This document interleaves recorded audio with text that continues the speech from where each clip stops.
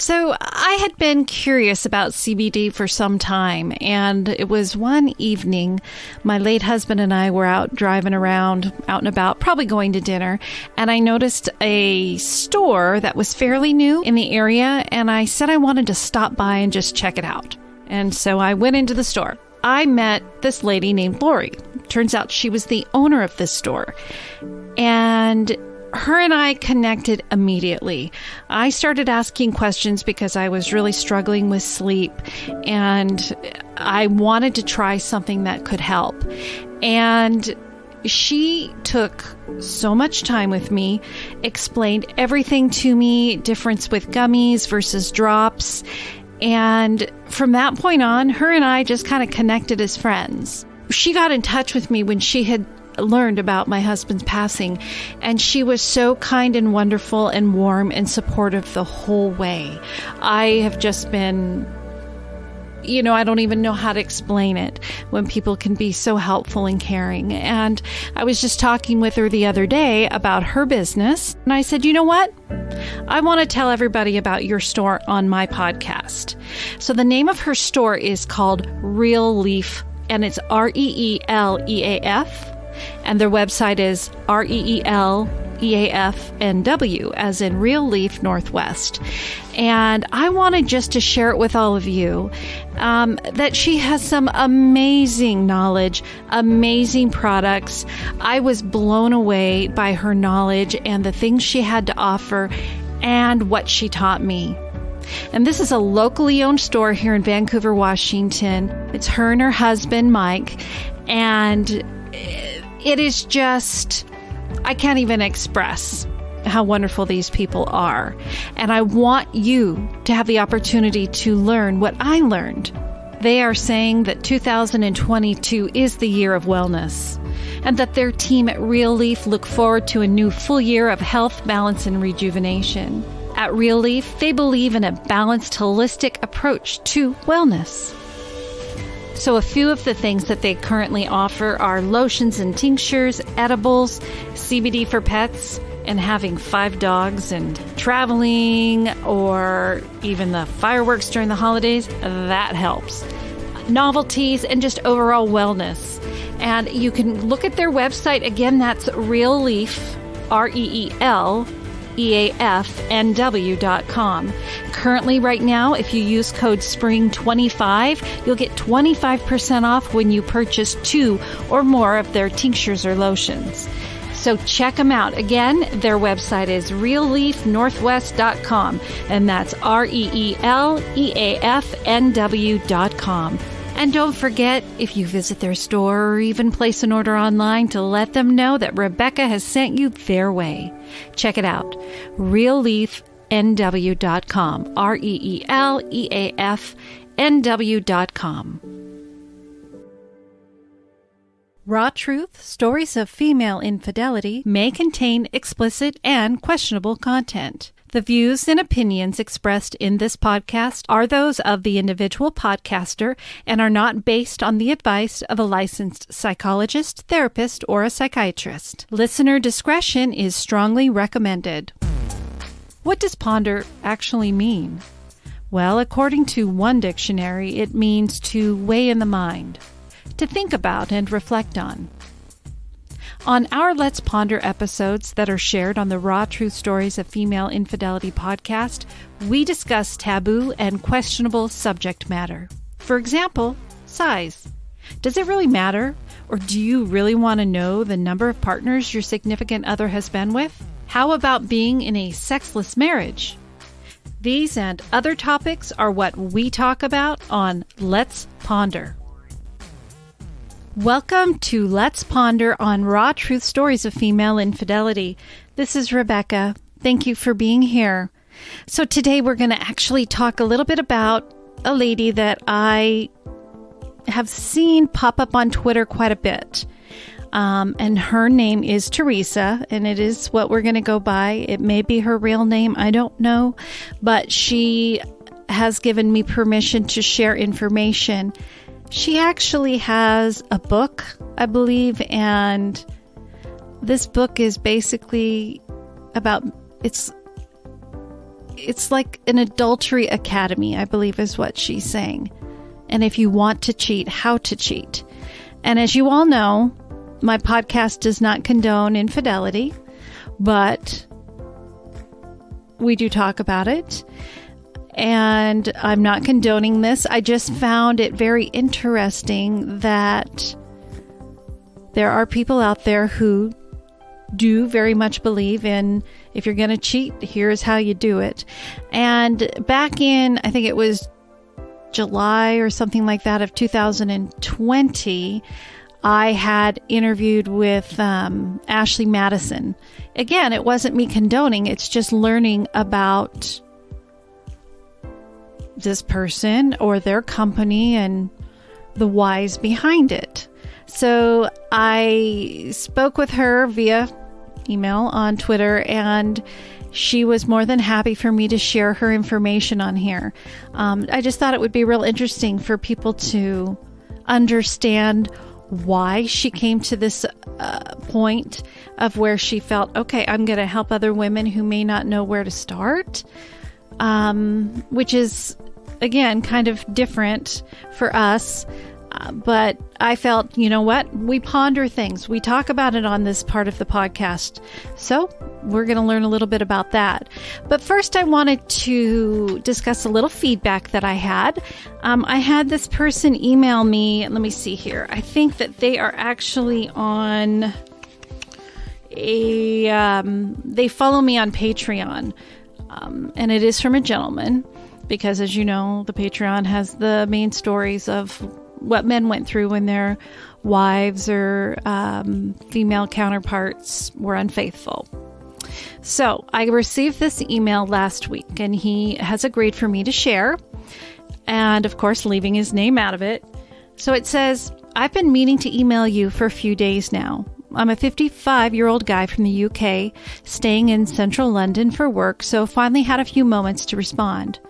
I am a wayward spouse and a betrayed spouse, and wanted to say how much I enjoyed your podcast Patreon output. I spent the last few weeks listening to the various stories while driving mostly, and just wanted to say how much I appreciate the sometimes raw honesty of the contributors. I'm an atheist, so I don't believe there's any particular plan, but I do think in both the wayward and betrayed accounts you relate, there are so many people and couples out there that are struggling, damaged, holding on to trauma, and unable to communicate or navigate their feelings and desires effectively. I've read about 2/3 of, quote, Why Has Nobody Not Told Me This Before, end quote, by Dr. Julie Smith. I highly recommend it. It occurred to me while reading that we would do a lot for our kids if we gave them proper communication and negotiation skills, gave them proper sex education, and prepared them better to hold their boundaries and speak their truths with confidence. I think society really needs to think again about marriage. To me, the concept of civil partnerships, ethical non-monogamy, consensual polyamory, as well as other social partnering should be considered on equal terms. Just a few random thoughts, and thank you once again for your hard work. So I messaged him back, thanking him for supporting me of the show and agreeing, at one point, I don't feel that we should talk about this to young children, but as they get into their teens and learning sex education and things like that, understanding that there are different types of relationships. And I understand that every parent is going to decide what's best for their children, and that's where I fall. So, as parents, we do what we feel is best, but I can see his points. It wouldn't hurt, I guess, and this is just my opinion, to share the risks of infidelity and things like that, so that they're kind of aware that these kinds of things happen. It's not like forever, happily ever after type of a thing. But anyway, so I thanked him for his email and all of that, to which he came back, Rebecca, thanks for the response. Really unexpected. I suspect you get a lot of email, but greatly appreciated. I will consider contributing, but can make no promises. I'm not sure I'm ready yet. I agree it does give me a perspective that being a betrayed spouse or wayward spouse only doesn't. Good luck, love, and strength to you. I know you've had tough times and your own struggles, and just wanted you to know you and your work is appreciated and valued. Also, that thousands of people you will never meet love you and love your work are. And I get these things and I just want to cry because it means that what I'm doing is right.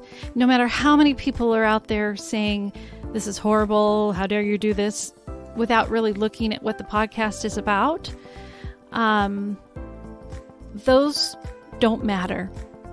You who are listening, who this has helped, that's what matters.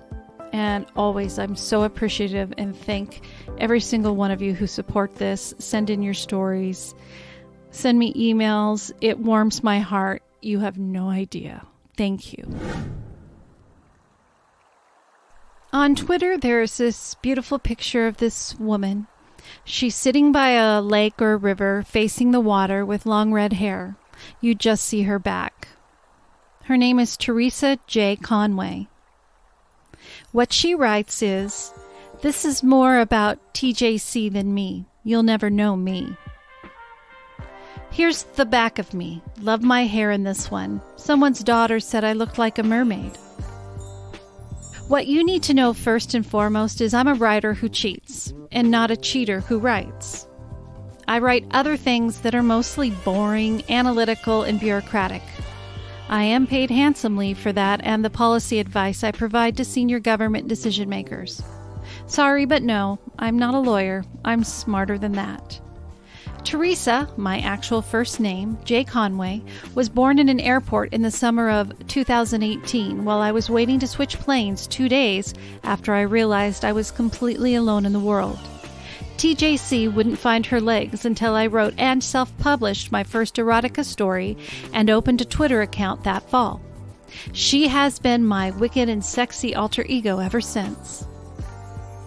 There are only 2 people in the world who know both of us, my oldest friend and my lover. I'm not alone anymore, and while TJC hasn't fully achieved her goals, her voice has come a long way. I'm proud of her and I wish her every success in the world. Here's how Teresa Nobody became TJC. I've been married for 26 years and things were going well until 12 years ago. My husband began developing symptoms and was later diagnosed with a neurodegenerative disorder. Since then, we've had sex 5 or 6 times, with the last time being in 2014. One morning during the summer of 2018, I woke up to the realization I'd never have sex again if I didn't do something about it. Within a week, I signed up for Ashley Madison and began chatting with a few guys. God, it was so hot. They brought me back to life. I sent my first nude that summer and traded masturbation videos with a man who would become my long-term affair partner. I was 47, but felt 20. I was so horny I couldn't concentrate at work. I'd broken every internet-based mom rule in the book, and I didn't care. My book in writing. Throughout the fall and winter, I researched adultery and collected notes as I went because I was deathly afraid of getting caught while learning the ropes. I eventually turned those notes into a book I self-published called How to Cheat, Field Notes from an Adulteress, based on my professional and adulteress experience. I have written extensively about adultery on Medium for the Scarlet Letter, who I edit for, and have published other sexy pieces in Sex and Satire and Heart Affairs. I'm very proud to say my book and writings have become the adultery resources I was looking for when I first stepped out. Maybe I wasn't looking hard enough, but I couldn't find a practical guide on cheating. Like it or not, people cheat, and I'm happy to help them do it safely. Helping writers. I also have my own publication, The Story Smith, where I help women learn Medium. I don't publish stories there, but use it to show women how to submit a publication and give other Medium tips, as well as giving them advice on writing and storytelling. I've collected a number of interesting Medium and writing articles there to keep them handy.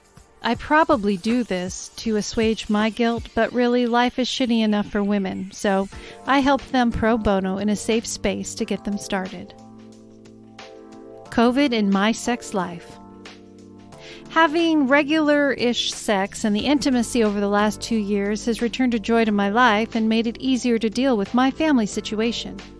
Until COVID struck. The pandemic has dampened my sex life severely because we live on top of each other. I'm working from home, so it's hard to get out because I've always got eyes on me. It's almost impossible to come up with credible cover stories to meet my lover, but we've scraped by. We now meet about once every 4 to 6 weeks, whereas before the pandemic, it was weekly. I miss my affair partner because it's been hard to live without his touch. My plan is to keep writing and helping people with their adultery questions until I get caught or bored. Why I wrote How to Cheat, Field Notes from an Adulteress. Following a massive security fuck-up early in my cheating life, I started researching my book, How to Cheat, Field Notes from an Adulteress. I had no idea what I was doing other than knowing my goals was to have sex. Having sex is easy for a woman, so it wasn't just sex, but the right type of sex with the right person. Even though I was desperate and had gone 9 years without sex, I knew, as all women do, having sex with the first person I saw would be a mistake. I like to spin this tale to say I did my research first, then had an affair, but the reality is I got on Ashley Madison, met my now long-term affair partner, started having sexy times, and then began figuring out the best to have an affair. The 3rd anniversary of our sex date is this September 13th. We began chatting on September 3rd and moved off Ashley Madison to email not long after. And that's when I breached my security. I'd sent my first email to my lover from an email account in my name. He was surprised. I was surprised. That's not how things are done in Cheaterland. Knowing my name meant he could have owned me. He could have blackmailed me, extorted money, demanded sex, or destroyed my life. You see, I had a throwaway email account, but the morning I emailed him, I was not only excited, but half asleep. That's when I knew I needed to sort my shit out. I've worked in government for a long time and in many roles, and at one point I took a slight career detour to work as a security program officer. Less exciting than it sounds. I was responsible for conducting on-site physical security assessments, make asset protection plans, writing threat risk assessments, and teaching personal security awareness measures to government employees going overseas on business. This last one included basic stuff. Companies and foreign governments target government workers for corporate espionage purposes. The cloak and dagger stuff is over, and now they want access to data, contract details, statements of work, and technology. Our people need the elementary skills to spot and avoid trouble. We taught pickpocket awareness. They lost wallets. We taught them how to protect documents. They lost them.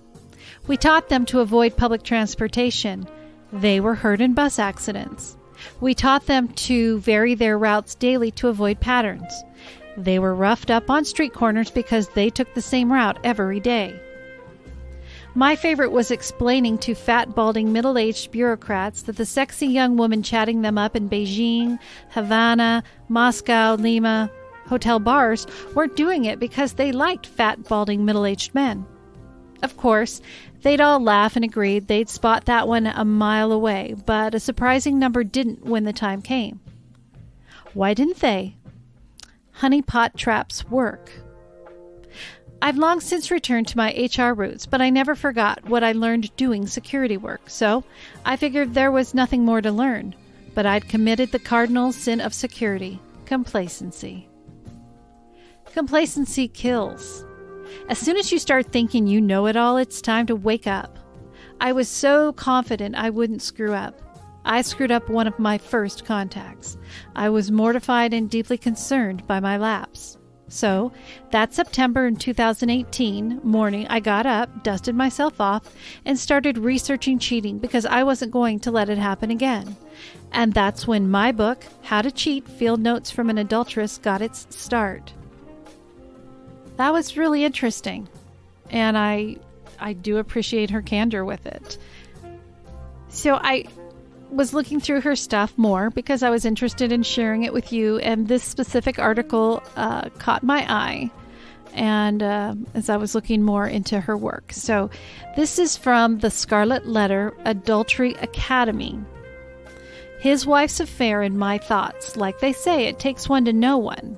Teresa J. Conway, December 29th, 2021. When Ron reached out a year ago, I was a little nervous and didn't know what to expect.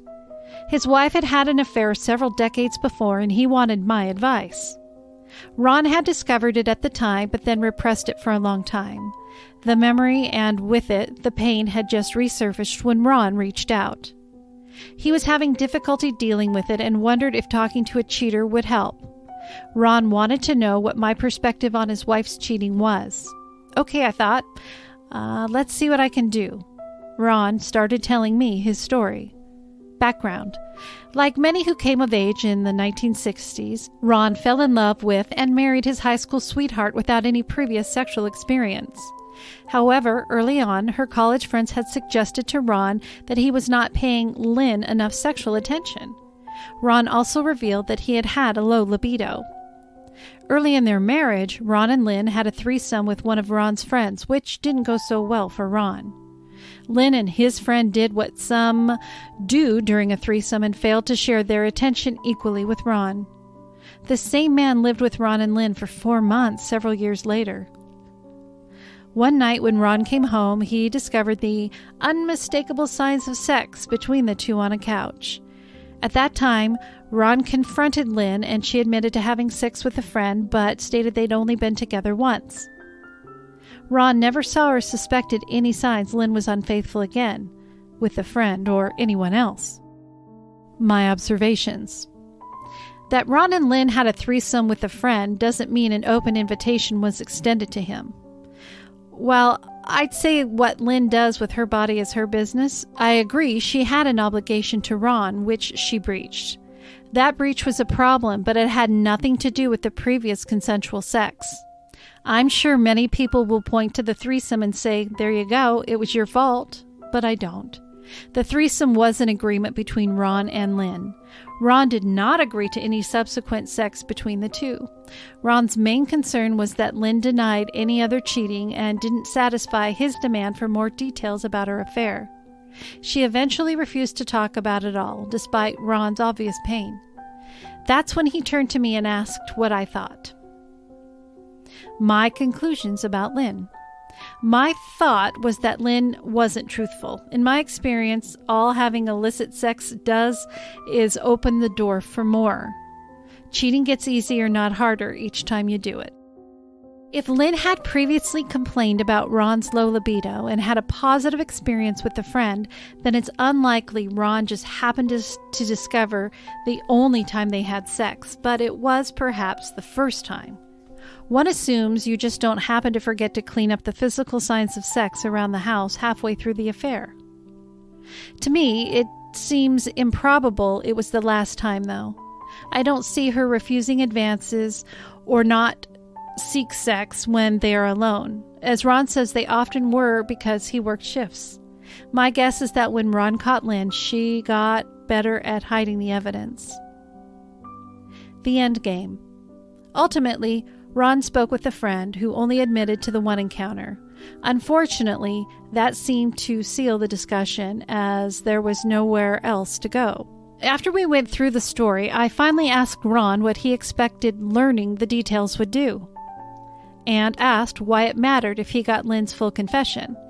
Cheating once isn't better than cheating 20 times, and I wasn't confident that the details would help him. Imagine if she opened the floodgates and disclosed 30 years' worth of cheating with a dozen men. What good could come of that? None. I then asked what his plan was beyond having Lynn confess. Getting the details is one thing, but then what? Ron had focused on the details for most of our discussion, but we spent little time considering what came next. Admittedly, Ron hadn't reached out for that advice. There are only ever two options, stay or go. And if it's stay, then the options become the status quo or work on the marriage. I'm not sure leaving was ever something Ron considered, and to his credit, he began working on their relationship and still is.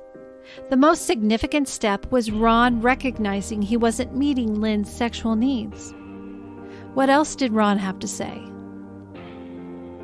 The following email was lightly edited for length. December 28th, 2021. My thoughts on your self-help post from today. Since I sent you the link to the post by the woman wanting to know how to keep her affair hidden, I've been thinking about the harmful aspect of cheating. I have experienced the pain of discovery twice, the first time and then when the repressed memory came back, while only knowing about the one event. I've realized that the hurt that I felt was brought on solely by discovering the affair. I would have not felt that pain if I had not known about the affair. So that leads me to the understanding that if Lynn had known what was in your book, she might not have been discovered that night, and I would not have suffered harm. While our marriage survived the discovery, it would have survived had I never found out, and I would not have been hurt. My conclusion is that I would rather have not known about the affair. Aside from the pain, my life would not be any different. If cheating is going to happen, then doing it well from my point of keeping it hidden effectively eliminates the harm suffered by the betrayed person. Takeaway. If life is going to be the same either way, and the cheater wants that, then hiding the affair will save pain. I'm not here to pass judgment, as many would and often do, but I feel for Ron and can't help but think that he's right. Not knowing is better if the outcome will be the same. And that's the end game I asked Ron about. If the plan is to stay together, why not skip to that and leave the details behind? All hearing about other encounters would have done is push the future further away. Names and some circumstances have been changed to protect those mentioned in this story. In case anyone was interested, Ron's email was used with permission. So that is Teresa J. Conway, and a little bit about her history and why she chose to publish her book. If anybody is interested in her book or anything she has to say or her blogs or anything like that, I will have a link in my episode notes so you can check her out. Again, though, because of the podcast and how we share stories of women who are unfaithful in situations, as well as the men's stories of what they went through, I'm not condoning infidelity. Again, and I just am covering my own butt because I don't want people coming back and saying, but you. I always try to be as open as possible to look at different things on these Let's Ponder episodes. So just because I'm putting it on here doesn't necessarily mean that it's something I support or agree with. As you guys know, it's all about no judgment. This is her life. This is what she has chosen to do. I found it very interesting, and I chose to share it with you. Thank you so much for listening today. We will be back next week with an all-new story about Chrissy.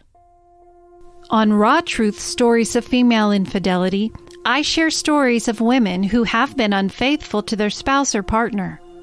I give them a safe space to be able to explain what happened and why they chose the direction of infidelity. I also feel it is just as important to understand what the betrayed husband or partner faced when they uncovered the truth. She walked in all happy like everything was normal.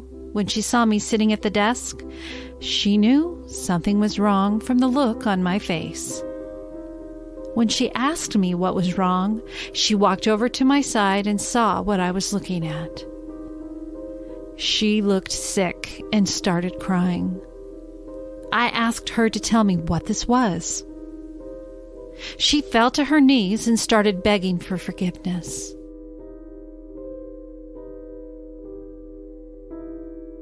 After what seemed like an eternity, she composed herself and tried to explain, but I cut her short and said, "Was there any more?"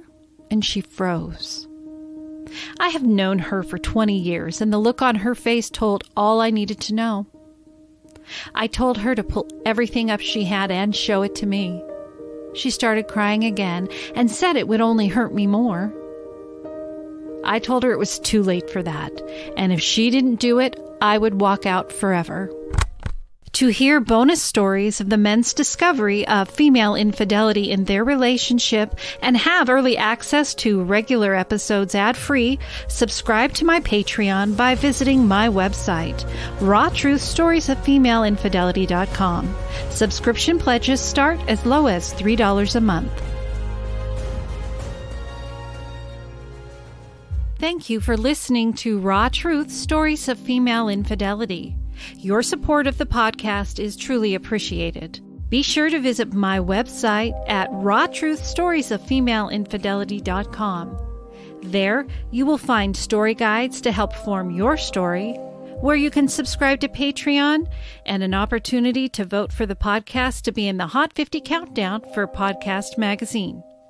To submit your story, share feedback about the show, or if you have a Let's Ponder suggestion, please email it to rebecca.rawtruth@gmail.com or mail to Rebecca Adams, P.O. Box 821064, Vancouver, Washington 98682.